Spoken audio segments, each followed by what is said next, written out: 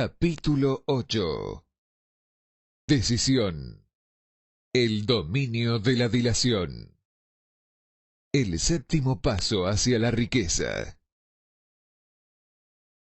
Un análisis efectuado sobre más de 25.000 hombres y mujeres que habían experimentado el fracaso puso en evidencia el hecho de que la falta de determinación era casi siempre el factor que encabezaba la lista de las 31 grandes causas de fracaso. La dilación, lo contrario de la decisión, es un enemigo común que deben superar casi todas las personas. Usted se encontrará con la oportunidad de poner a prueba su capacidad para tomar decisiones rápidas y concretas cuando termine de leer este libro y esté listo para poner en práctica los principios aquí descritos.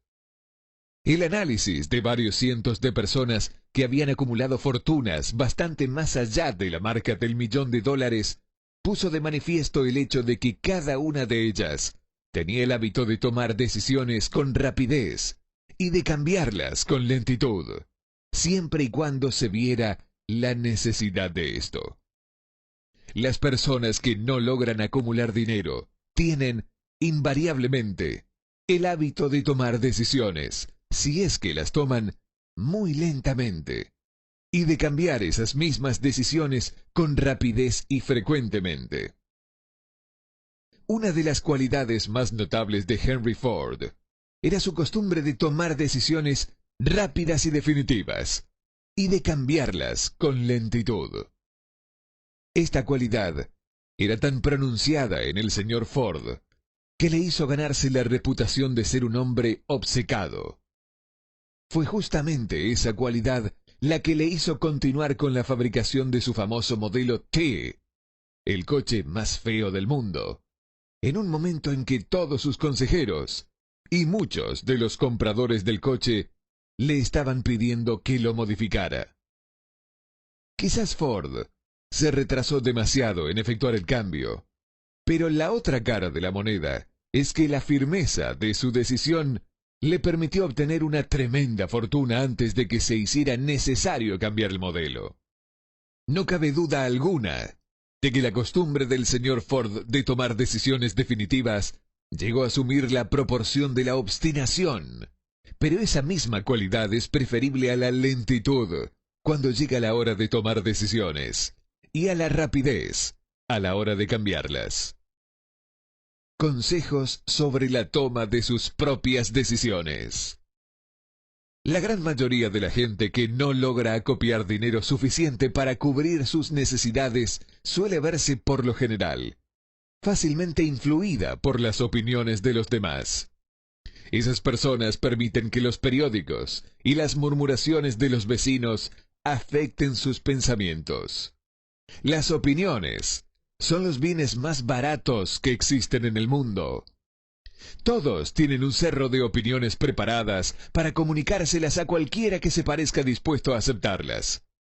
Si usted se deja influir por las opiniones cuando se trata de tomar decisiones, no tendrá éxito en ninguna empresa y, mucho menos, en la de convertir su propio deseo en dinero.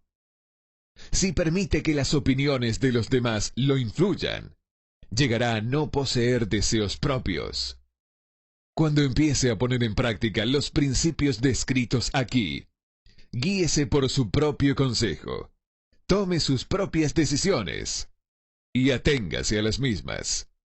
No confíe en nadie más que en los miembros de su equipo de trabajo, y asegúrese de haberlos escogido correctamente, eligiendo solo a quienes estén en completa alineación con su meta y que muestren simpatía con ella.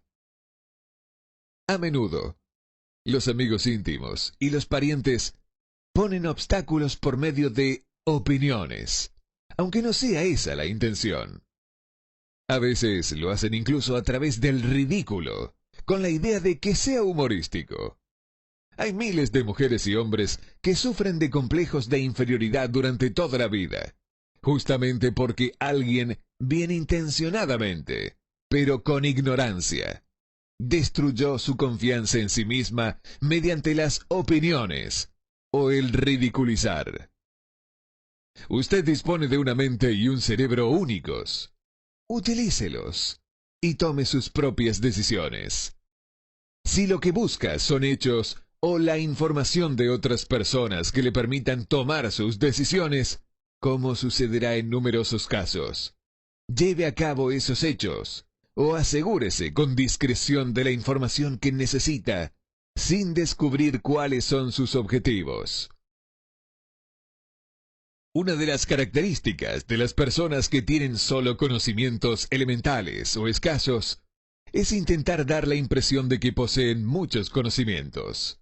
En general, esas personas hablan demasiado y escuchan muy poco. Mantenga los ojos y los oídos bien abiertos y la boca cerrada, si lo que quiere es adquirir el hábito de una toma de decisiones rápida. Quienes hablan mucho hacen poco. Si usted habla mucho más de lo que escucha, no solo se privará a sí mismo de muchas oportunidades de acumular conocimientos valiosos, sino que también habrá puesto sus estrategias y propósitos al descubierto ante personas a las que les encantará desilusionarle porque, en realidad, lo envidian.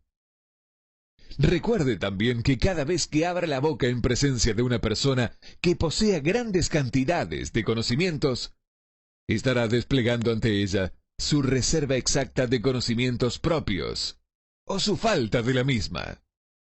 La verdadera sabiduría suele llamar la atención merced a la modestia y el silencio. Tenga en cuenta el hecho de que cada persona con la que usted se asocie estará buscando, como usted mismo, la oportunidad de acumular dinero. Si habla con demasiada libertad acerca de sus estrategias, quizás se sienta sorprendido al enterarse de que alguna otra persona se le ha adelantado, poniendo en práctica los mismos planes acerca de los cuales usted comunicó con tanta imprudencia. Que una de sus primeras decisiones sea la de mantener cerrada la boca y abiertos los ojos y oídos. Como una forma de recordarle este consejo, sería útil que copiara el siguiente epigrama en letras mayúsculas y lo colocara donde pueda verlo a diario. Dígale al mundo lo que intenta hacer, pero llévelo a cabo antes de decirlo. Esto es como decir, lo que cuenta son los hechos, y no las palabras. Libertad o muerte, en una decisión. El valor de toda decisión depende del coraje que se necesite para ejecutarla. Las grandes disposiciones, aquellas que constituyeron los fundamentos de la humanidad, fueron tomadas asumiendo grandes riesgos, lo que a menudo significó la posibilidad de encontrar la muerte. La decisión de Lincoln de promulgar su famosa Declaración de la Emancipación, mediante la cual se otorgaba libertad a las personas de color en los Estados Unidos, la tomó a sabiendas de que ese acto pondría en su contra miles de amigos y partidarios políticos. Sabía también que llevar a cabo esa proclamación significaría la muerte de miles de hombres en los campos de batalla. Finalmente, le costó la vida a Lincoln. Eso requirió valentía. La decisión de Sócrates de tomar la venenosa cicuta, en lugar de comprometer sus creencias personales, fue un acto de gran coraje. Se adelantó 1000 años a su tiempo y dio el derecho a la libertad de pensamiento y de palabra a todos los que todavía no habían nacido. La decisión del general Robert E. Lee de apartarse de la Unión y tomar partido por la causa del Sur también fue una acción valerosa, puesto que él sabía que podía costarle la vida, además de la de muchos otros. 56 que se arriesgaron a la horca. Pero la mayor decisión de todos los tiempos, en lo que se refiere a los ciudadanos de lo que más tarde serían los Estados Unidos, se tomó el 4 de julio de 1776, en Filadelfia, cuando 56 hombres estamparon sus firmas en un documento que, como muy bien sabían, aportaría la libertad a todos los norteamericanos, o bien dejaría a cada uno de los 56 colgado de una cuerda por el cuello. Sin duda habrá escuchado de ese famoso documento, aunque tal vez no haya extraído del mismo la gran lección de logro personal que nos enseña de un modo tan simple. Muchos recuerdan la fecha en que esa gran decisión fue tomada, mas son pocos los que se dan cuenta del valor que se requirió. Recordamos nuestra historia, tal y como nos la enseñan. Recordamos las fechas, los nombres de los hombres que lucharon. Recordamos Bailey Forge y Yorktown. Recordamos a George Washington y a Lord Cornwallis. Pero en realidad, sabemos poco y nada acerca de las fuerzas reales que había detrás de estos nombres, fechas y lugares. Y sabemos menos incluso acerca de ese poder intangible que nos aseguró la libertad, mucho antes de que los ejércitos de Washington llegaran a Yorktown. Leímos la historia de la Revolución e imaginamos falsamente que George Washington era el padre de nuestro país, que fue él quien obtuvo nuestra libertad, mientras que lo cierto es que Washington fue solo un accesorio después del hecho, ya que la victoria para sus ejércitos estaba asegurada mucho antes que Lord Cornwallis se rindiese. Esto no intenta robarle a Washington la gloria, que ciertamente merecía. Su propósito más bien es darle mayor atención al sorprendente poder, que fue la real causa de su victoria. Representa casi una tragedia que los historiadores hayan pasado por alto el hacer la más mínima referencia al poder irresistible que fue el génesis de la libertad de la nación, destinada a establecer nuevos niveles de independencia para todos los pueblos del mundo. Digo que es casi una tragedia, porque precisamente se trata del mismo poder que todo individuo debe utilizar para superar los conflictos que se le presenten en la vida, y obligar a ésta a pagar el precio que se le pide. Revisemos, aunque solo sea de forma mínima, acontecimientos que dieron lugar a ese poder. La historia comienza con un incidente ocurrido en Boston el 5 de marzo de 1770. Los soldados británicos trullaban por las calles, aterrorizando a los ciudadanos con su sola presencia. A los colonos no les gustaba ver hombres armados andando por sus ciudades. Empezaron a expresar abiertamente su resentimiento por esto, arrojando piedras y profiriendo insultos contra los soldados que patrullaban, hasta que el oficial al mando dio la orden: «Calen bayonetas. Carguen». La batalla que comenzó entonces resultó en la muerte de muchos, mientras que otros salieron heridos. El incidente provocó tal resentimiento que la Asamblea Provincial, compuesta por importantes colonos, convocó una reunión para emprender alguna acción concreta. Dos de los miembros de esa asamblea fueron John Hancock y Samuel Adams. Tomaron la palabra y hablaron con valentía, declarando que debían organizar un movimiento para expulsar de Boston a todos los soldados británicos. Debemos recordar que eso fue una decisión surgida en la mente de dos hombres, lo que podemos considerar como el principio de la libertad que todos disfrutamos ahora en los Estados Unidos. Tampoco podemos olvidar que la determinación de esos dos hombres exigía fe y coraje, porque era una decisión que entrañaba peligros. Antes de que la asamblea terminara, Samuel Adams fue elegido para visitar al gobernador de la provincia, Hutchinson, y exigirle la retirada de las tropas británicas. La petición fue aceptada, y los soldados se retiraron de Boston, pero el incidente no quedó zanjado allí. Había provocado una situación cuyo desenlace estaría destinado a cambiar el rumbo de toda una civilización. No es extraño cómo los grandes cambios, tal como la Revolución Americana y la Guerra Mundial, a menudo comienzan en circunstancias que no parecen significativas. También es interesante notar que estos importantes cambios por lo general comienzan en la forma de una decisión definitiva en las mentes de un número relativamente pequeño de individuos.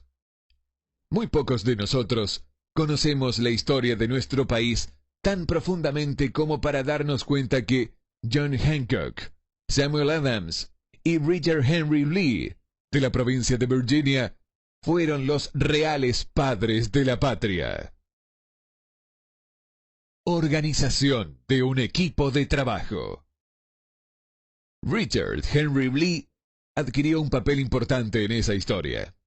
Él y Samuel Adams se comunicaban entre sí con frecuencia, por correspondencia, compartiendo temores y esperanzas acerca del bienestar del pueblo en sus respectivas provincias. A raíz de esta práctica, Adams concibió la idea de que un intercambio mutuo de cartas entre las 13 colonias podría ayudar a coordinar esfuerzos que tanto necesitaban en relación con la solución de sus problemas. 2 años después del enfrentamiento con los soldados británicos en Boston, en marzo de 1772, Adams presentó esta idea ante la Asamblea, en forma de una moción para que se estableciera un comité de correspondencia entre colonias que contara con corresponsales nombrados en cada una de las mismas, con el propósito de una cooperación amistosa para la mejora de las colonias de la América Británica. Eso constituyó el principio de la organización de un poder mucho más amplio, destinado a conseguir la libertad para todos los colonos y sus descendientes. Así se organizó el equipo de trabajo. Estaba compuesto por Adams, Lee y Hancock. Además, les digo que si 2 de ustedes están de acuerdo que la Tierra está relacionada con todo lo que ustedes preguntan, vendrán a usted de mi Padre, que está en los cielos. El comité de correspondencia fue organizado. Los ciudadanos de las colonias habían estado desarrollando una desorganizada oposición física contra los soldados británicos, a través de incidentes parecidos a los tumultos de Boston. Pero de todo ello no se había sacado provecho alguno. Sus agravios individuales no habían sido consolidados bajo un equipo de trabajo. Ningún grupo tenía puestos sus corazones, mentes, almas y cuerpos juntos en una determinación concreta para solucionar de una vez y por todas su dificultad con los británicos hasta que Adams, Hancock y Lee se pusieron a trabajar en conjunto. El comité de correspondencia estaba organizado. Observe que esta medida brindó la forma de aumentar el poder del principio Mastermind, al agregarle hombres de todas las colonias. Le advierto que este procedimiento constituyó la primera planificación organizada de los colonizadores disconformes. La fuerza está en la unión. Mientras tanto, los británicos tampoco permanecieron de brazos cruzados. También ellos se dedicaron a efectuar una planificación y a formar equipos de trabajo propios, con la ventaja de contar con el dinero y con un ejército organizado. Una decisión que cambió la historia. La corona nombró a Gage para sustituir a Hutchinson como gobernador de Massachusetts. Una de las primeras acciones del nuevo gobernador fue llamar a Samuel Adams por medio de un mensajero, para intentar detener su oposición, merced al temor. Comprenderemos mucho mejor el espíritu de lo que sucedió si citamos la conversación sostenida entre el coronel Fenton, el mensajero enviado por Gage y el propio Adams. Coronel Fenton: he sido autorizado por el gobernador Gage para asegurarle, señor Adams, de que el gobernador ha sido dotado de amplios poderes para conferirle a usted tantos beneficios como le sean satisfactorios. Intento de ganarse a Adams con la promesa de sobornos, con la condición de que abandone usted su oposición a las medidas del gobierno. El gobernador le aconseja que no siga disgustando a su majestad. Su conducta le hace acreedor a los castigos previstos en una ley de Enrique VIII, por la que se puede enviar a Inglaterra a las personas para que sean juzgadas allí por traición, o encarceladas a discreción del gobernador de una provincia. Pero si usted cambia su política, no solo obtendrá grandes ventajas personales, sino que además estará en paz con el rey. Samuel Adams tenía que escoger entre dos decisiones: cesar en su oposición y recibir recompensas personales por ello, o continuar y correr el riesgo de morir en la horca. Evidentemente, había llegado el momento en que Adams se veía obligado a tomar una determinación que podía resultar fatal. Adams insistió en que el coronel Fenton, bajo palabra de honor, le transmitiría al gobernador su respuesta, repitiendo con toda exactitud las mismas palabras que le dijera. La contestación de Adams fue: dígale al gobernador Gage que confío desde hace mucho tiempo en estar en paz con el Rey de Reyes. Ninguna consideración personal me inducirá a abandonar la justa causa de mi país. Y dígale al gobernador Gage que Samuel Adams le aconseja no continuar insultando los sentimientos de un pueblo exasperado. Parece ser innecesario hacer algún comentario sobre el carácter de este hombre.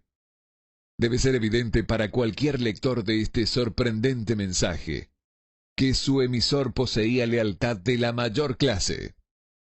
Esto es importante. Los chantajistas y los políticos deshonestos han prostituido el honor por el cual un hombre como Adams murió. Cuando el gobernador Gage recibió la cáustica respuesta de Adams, montó en cólera y promulgó una proclama en la que se decía: el abajo firmante, en representación de su majestad, ofrece y promete su más gracioso perdón a todas aquellas personas que a partir de ahora abandonen las armas y regresen a los deberes propios de súbditos pacíficos. Las únicas excepciones del beneficio de tal perdón son Samuel Adams y John Hancock, cuyas ofensas, de naturaleza demasiado flagrante, no admiten otra consideración que la de un castigo adecuado. Podríamos decir que tanto Adams como Hancock se encontraban en aprietos. La amenaza del airado gobernador obligó a los dos hombres a tomar otra decisión, igualmente riesgosa. Convocaron una apresurada reunión de sus más fieles seguidores.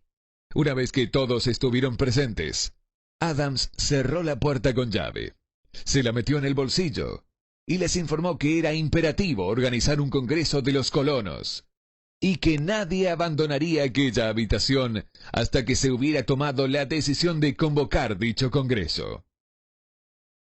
A este anuncio siguió otra gran excitación. Algunos sopesaron las posibles consecuencias de tal radicalismo. Otros expresaron graves dudas en cuanto a la prudencia y la conveniencia de una decisión tan definitiva, que desafiaba manifiestamente a la corona.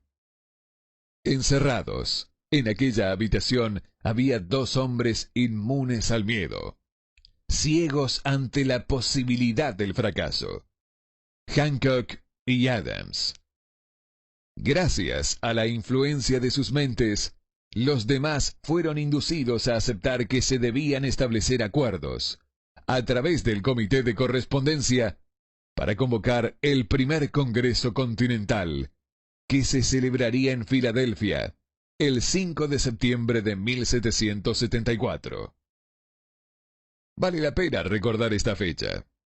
Es mucho más importante que la del 4 de julio de 1776. Si no se hubiera tomado la decisión de convocar un Congreso Continental, tampoco se hubiese llevado a cabo la firma de la Declaración de la Independencia.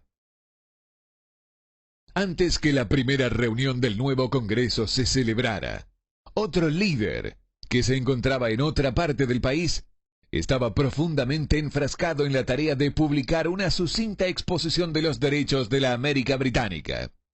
Se trataba de Thomas Jefferson, de la provincia de Virginia, cuyas relaciones con Lord Dunmore, representante de la corona en Virginia, eran tan tensas como las de Hancock y Adams con su gobernador. Poco después de que se publicara su sucinta exposición de los derechos, Jefferson fue informado de que existía la orden de perseguirlo por alta traición contra el gobierno de su majestad. Inspirado por la amenaza, uno de los colegas de Jefferson, Patrick Henry, expresó con claridad lo que pensaba y concluyó sus observaciones con una frase que se ha hecho clásica desde entonces: «Si esto es traición, que sea la mayor de todas». Fueron seres como estos los que, sin poder, sin autoridad, sin ejército ni dinero, tomaron asiento en una solemne consideración del destino de las colonias, dando inicio así a la apertura del primer Congreso Continental que continuaron celebrando cada 2 años, hasta que el 7 de junio de 1776, Richard Henry Lee se levantó, se dirigió a la presidencia y, ante el asombro de la asamblea, expuso la siguiente moción: «Caballeros, presento la moción de que estas colonias unidas son, y deben ser por derecho, estados libres e independientes, absueltos de toda alianza con la corona británica, y que toda conexión política entre ellos y el país del Reino Unido está disuelta, y así debe quedar». La decisión más trascendental jamás escrita sobre papel.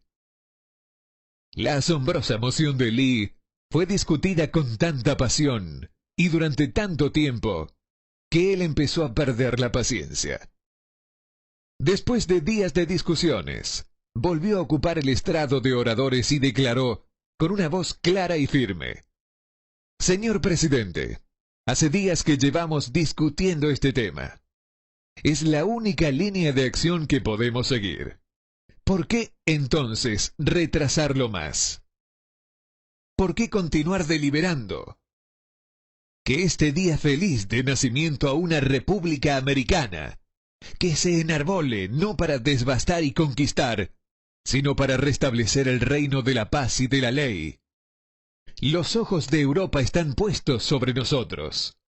Ella exige de nosotros un ejemplo viviente de libertad, que puede mostrar un contraste en la felicidad del ciudadano a la siempre creciente tiranía». Antes de que se votara su moción, Lee fue llamado a Virginia debido a una grave enfermedad familiar, pero antes de marcharse, dejó la causa en manos de su amigo Thomas Jefferson, quien le prometió luchar hasta que se cumpliera una acción favorable. Poco después, el presidente del Congreso, Hancock, nombró a Jefferson presidente de un comité que se abocaría a redactar la Declaración de Independencia. El comité trabajó arduamente en la redacción de un documento que, cuando fuera aceptado por el Congreso y firmado por cada uno de los congresistas, significaría una condena de muerte para todos los firmantes en el caso de que las colonias perdieran en la batalla que, sin lugar a dudas, estallaría entre ellas y el Reino Unido. Se redactó el documento y la versión original del mismo fue leída el 28 de junio ante el Congreso. Durante varios días se discutió, alteró y preparó su redacción definitiva.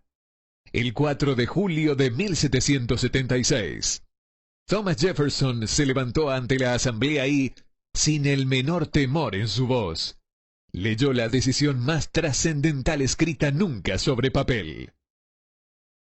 Cuando en el curso de los acontecimientos humanos se hace necesario que un pueblo disuelva los lazos políticos que lo han conectado con otro y asuma, entre los poderes de la tierra, el estado separado e igual a que las leyes divinas y naturales le dan derecho, un respeto decente por las opiniones de la humanidad exige que ese pueblo declare las causas que lo impelen a la separación. Cuando Jefferson terminó de leer, se votó la aprobación del documento, el que fue aceptado, y después Los 56 hombres presentes lo firmaron. Cada uno de ellos ponía en juego su propia vida con la decisión de estampar su firma en aquel papel. Gracias a esa determinación, una nación llegó a la existencia. Una nación destinada a aportar para siempre a la humanidad el privilegio de tomar sus propias decisiones. A través de decisiones tomadas, en un espíritu similar de fe, y solo mediante dichas decisiones, las personas pueden resolver sus problemas personales y ganar para sí mismos altos estados de riqueza material y espiritual. No olvidemos esto. Al analizar los acontecimientos que condujeron a la Declaración de Independencia, podemos convencernos de que esta nación, que ahora ostenta una posición de respeto y poder entre todos los demás países del planeta, fue el fruto de la decisión de un equipo de trabajo compuesto por 56 hombres.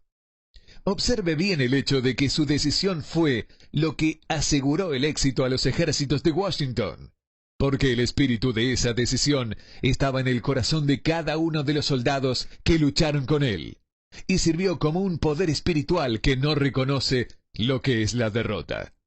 Observe también, y para mayor beneficio personal, que el poder que dio libertad a esta nación es el mismo que todo individuo ha tenido que utilizar para alcanzar su autodeterminación.